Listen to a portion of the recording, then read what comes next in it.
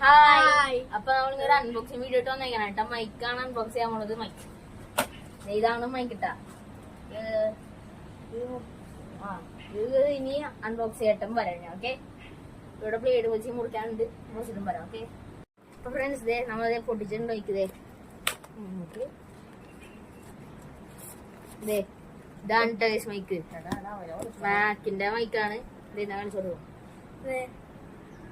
കണ്ടാ, ഇതിനകത്ത് model MK08 എന്ന് പറഞ്ഞ മോഡലാണ് ടൈസ്. അത് പിന്നെ ഇത് നോക്കട്ടെ.